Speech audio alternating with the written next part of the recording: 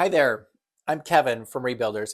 So, if you're going through divorce, you might be wondering where you'll find the energy and drive to rebuild your life, especially on days when just getting out of bed feels like an accomplishment. Today, we're exploring the motivation exercise from our divorce recovery workbook. And this is a powerful tool for finding and sustaining the inner drive you need to heal and move forward. So, whether you're feeling stuck in grief or simply exhausted by the emotional toll of divorce, this exercise helps you tap into deeper sources of motivation that can carry you through even the hardest days. So, the motivation exercise is addressed in a question that many people face during divorce recovery: how do I keep going when this process is so difficult and painful? So let me walk you through how this works and why it's so effective. The motivation section actually has a number of pages here that we get into around the different exercises. So it's 4 or 5 pages about this. The first one is the obstacle is the way. This is actually, there's a book out there with the same title. What we find is that a lot of people say, this is hard. I can't do this. I can't deal with this. And the obstacle is the way is sort of a guide to be able to help you understand that the resistance that you feel, the things that are the hardest, are actually the things that give you the biggest opening to moving forward. So things like anger. A lot of people are super angry and they just don't want to be angry. Well, guess what? If you work on that anger, which doesn't have to take long, we teach an exercise in our programs, it takes like an hour, and you can let go of 80% of your anger. These things are about really getting into the looking for where are the things that are keeping you stuck. If life were easy, we would carry on and be fine. But what we know is that for a lot of people, there's a lot of obstacles in the way. And so by doing this in a step-by-step process, we clear out the most important ones first, the ones that are blocking the next stage and the next stage. And so this idea of the obstacle of the way is to help you see that, okay, resistance or things that are hard are actually good, because when you work through them, it changes you. So I remember, for example, for me, I was so incredibly sad, so unbelievably torn up about the ending of my marriage. And the exercise for me that really shifted thing was, I thought it was that I was angry. But when I actually did the work on the grief and I let go of everything that I had kind of wanted for the relationship, my anger evaporated in a lot of ways as well. It literally was, in the course of a week, working on that grief, let go of 80% of my grief, which took me from a place of barely functioning to feeling amazing. Looking back on that now, I recognize that the obstacle for me was that grief. And I remember when I had to do that grief exercise, I thought, there is no way I can do this. But I had heard so many other people say, do this exercise and it will change everything. And it's true. So it's the same thing that we're talking about here: is the obstacle is the way. The thing you're like, I can't do that, or I don't want to do that, or I don't know how to do that. That is the way. Because a lot of people end up numbing their pain. They end up trying to do other things. They try and get into other relationships. They try to keep busy with work or focus on the kids or anything else other than dealing with the pain, for example. And so the reality is that if you just work on the pain, on the kids, or do a little bit of hard work, it'll be a life-changing experience. Now, for me, going back to my mother right now is at the end of her life. There's a lot of sadness there for me around her. But because of learning how to I grieve and dealing with my grief from the ending of my marriage, I actually feel like I am better equipped to deal with the grief of my mother passing away. And so it's like you learn these tools and you see, now I know how to do it. I have a skill that I didn't have before. So the obstacle of the way is a good way to start thinking about how you approach these things as come up. You will survive this. You will get through this. And looking for those obstacles to know that I can do this and there are tools out there that can help me are super powerful. The book, in the workbook, there's actually just 2 questions. So the first one is, what obstacles do you have in your life?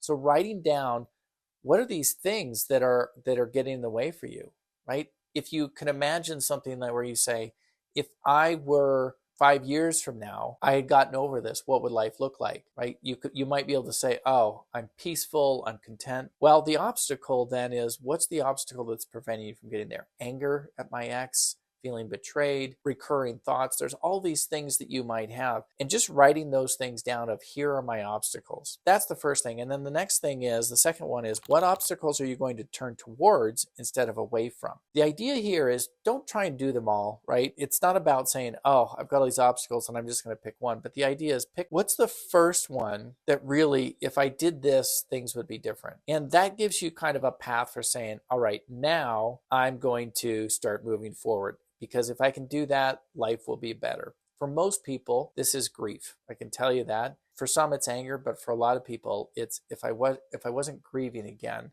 I would feel better. So that's what this page is about for the motivation page. So after we talk about, the obstacle is the way, one of the things that I want to briefly mention here is something called the change model. The idea of this is a lot of people will get to this point where they say, I'm struggling to actually do something different. And so there's this equation. So those of you who are logical and things like that, you can use this as a way to think about, why do I keep doing what I've been doing? What's keeping me stuck?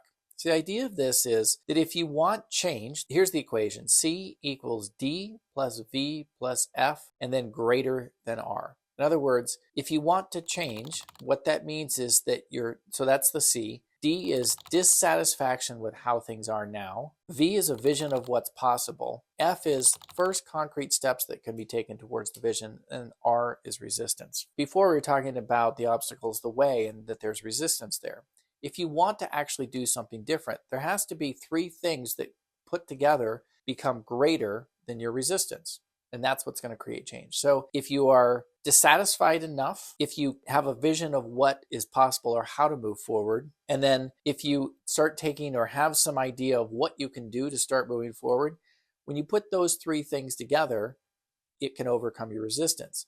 Now, what might happen is that you might say, okay, I'm dissatisfied with how things are, but I don't know what's possible and I don't know what I can do. Well, if that isn't enough, then you're not going to be able to overcome your resistance. So the idea is to be able to start thinking through some of these things on these next pages to be able to do that. The next thing we have under motivation here is what we call the more motivational exercise. So the idea of this is to pick a goal and say, M is what's your motivation. It's what's your why. Why do you want to do this? I'm going to feel better because my kids need me, for example. Okay. O is the obstacles. What obstacles are you going to encounter? So this is where it relates back to the obstacles or the way. When you start to write these things down, you go, okay, I'm going to run into these things. And maybe they aren't like obstacles that are clear. Maybe time, fear, money, all sorts of things. R stands for resources. What do you have that you can use to help you accomplish your goals? So one woman I was talking to, she said, my husband took all the money and I'm just stuck here left in the house, nothing to do. And I said, well, what are you doing when you aren't there? And she said, I'm just watching TV and kind of moping around cleaning the house. So her resource, what she actually has is she has lots of time. So if she could start using her time to learn how to do this differently or to figure out what tools does she have. Her husband worked a lot, and so she could actually start getting more knowledgeable about this. So her resource is time. She may not have the money, and she also has energy. She has the ability to do this. So that's important. And then the last one, the E stands for execution. How exactly are you going to achieve that goal? So starting to think about, you've got these first three, your motivation, your obstacles, and your resources.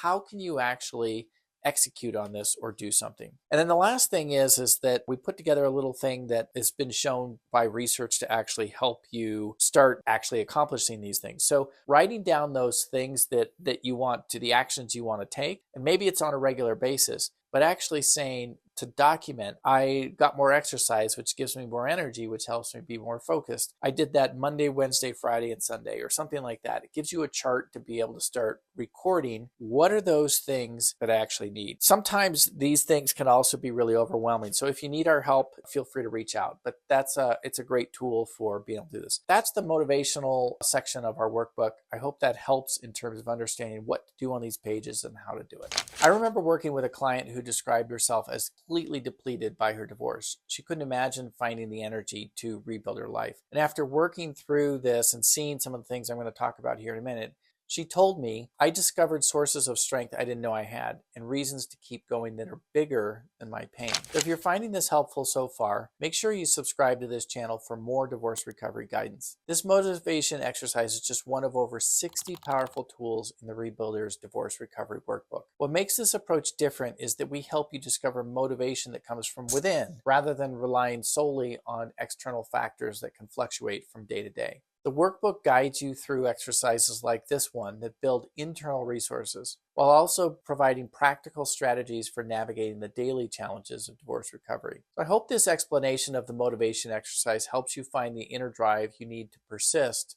through this challenging time. Remember, motivation isn't about feeling good all the time. It's about connecting to what matters most to you. If you found this helpful, please give this video a thumbs up and subscribe for more recovery guidance. The complete Rebuilder's Divorce Recovery Workbook is available on Amazon, and I put the link in the description below. It contains this exercise and dozens more that work together to help you not just survive your divorce, but actually grow through it. Until next time, remember that you're not recovering, you're rebuilding.